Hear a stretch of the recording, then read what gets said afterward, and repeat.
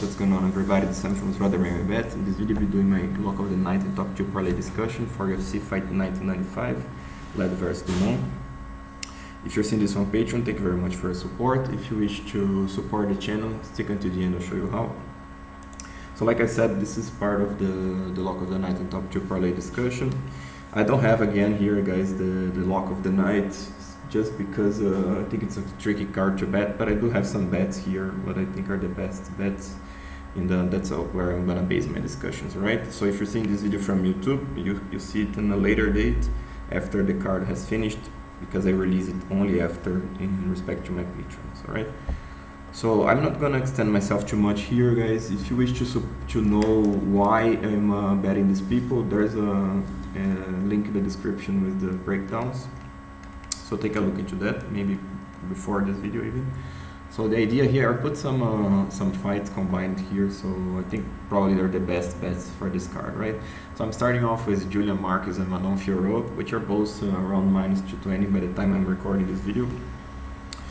This is again a little bit tricky. I could say that I'm a little bit slightly more confident on Fiorot, so you can put maybe, if you wish to follow what I'm saying here, you know, given the disclaimer here that I don't recommend anything, just the way I'm thinking, alright? So I have a little bit more confidence of Fiorot, a little bit less on Marquez, and I said this in the breakdown. The reason is Marquez, he's there to be hit, you know, even though he has a strong chin. Right, Jordan Wright is dangerous the first round, so it's not impossible that we see Julian Marquez losing the first round, you know, but still I think this guy's a little bit tougher, and if he makes through the first round, I think he's a decent favorite, right? Manon Fiorot is a better well-rounded fighter, and yeah, I expect that Mayra Bueno Silva gets over-aggressive, Fiorot takes it to the ground and wins quite comfortably there, so that's why I'm a little bit more confident here, even though, you know, it's quite tricky to fight Mayra Bueno Silva, but a little bit, probably the strongest pick that I have between all of this is Manon Fiorot, right? Then I put a parlay between the two, right? So if you wish to even maybe go like 20 here, 24 out of the 100, will make some sense, right? So yeah, then I put this parlay between them, and then I have Brandon Davis at plus 160. I think he's a live dog, guys. I'm actually picking Danabat Kireo there, but it's a very close fight, and Davis can surprise, especially if he can take this to the ground. So there is value in Brandon Davis. I'm going a little bit heavy here, so obviously feel free to tweak this yourself. You know, if you don't want to take too much money on Brandon Davis, go a little bit more timid on Davis, you know. But there is value this on Davis in my opinion. All right, could be very close split decision type of thing here. All right, and Danny Roberts, this is probably one that not many people see. The reason is he's fighting a Ramazan Emeev, who is known to be a passive guy that just, you know, super technical but doesn't do much. Right, Danny Roberts is quite the opposite. He's aggressive, he's intense, and he's not that calm in there, but there is some value in Danny Roberts. He's a bigger guy here, and he could land, you know, and steal rounds from Emeev just based on a single strike or something. It's quite tricky because Danny Roberts in general, he finishes or gets finished. Could happen that we see Emeev finishing him on the second, on the third round, but I think that this probably will go to the decision. Probably is actually Emeev by decision again, but there's a decent chance that Roberts wins this one, especially by decision, which brings me to this comment. I'm not gonna talk about props here, but I take a look on Roberts by decision. It's like plus 550. There's a good value there, you know, and it's not impossible that Roberts wins by decision, you know, because he's a finish. You can call him a finisher, you know. He trains to finish or gets finished. I don't think he finishes Emeev here.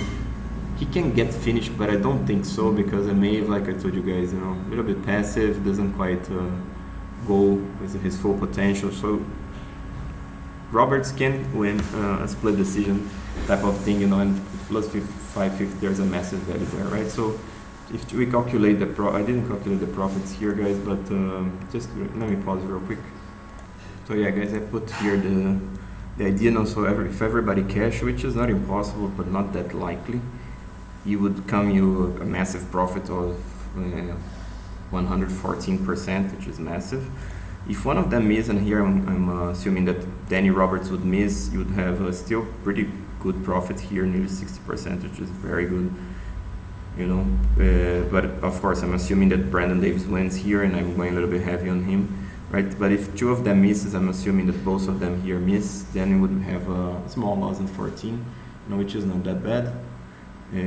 But either way, just to show you guys that this is a little bit tricky for this card, right? But again, just reiterating, maybe when on Firo the strongest pick, then on to Marcus. I put a parlay with them here. Be a little bit mindful of Davis. You know, Davis obviously I'm a little bit more confident than on Roberts, but Davis by decision, you know, very interesting. Also in Roberts by decision. Also, when you see my prop bet video, I'll comment to this, you guys. You know, maybe give a tip on the proportion. I like to go maybe, you know, from out of 28, maybe half in Brandon Davis like straight and by decision, and Roberts quite similar idea, you know, because the decision prop here could be very interesting, and if it cashes, you're gonna cash it massively, right? And the same idea here. Although it's not impossible that they finish their opponent, etc., but it's not that likely.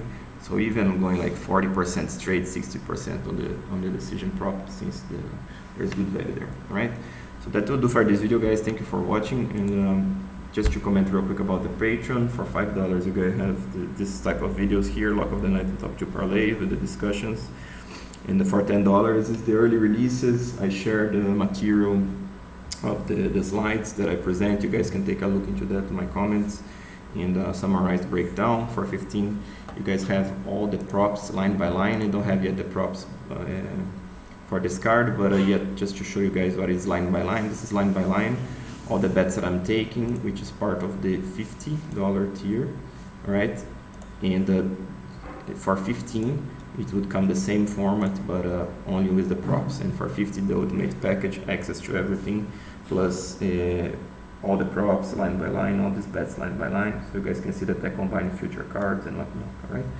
So again, guys, thank you for watching. I'll talk to you next time. It's time from Zrodder Bet, bring the best, most consistent and transparent betting strategy for you.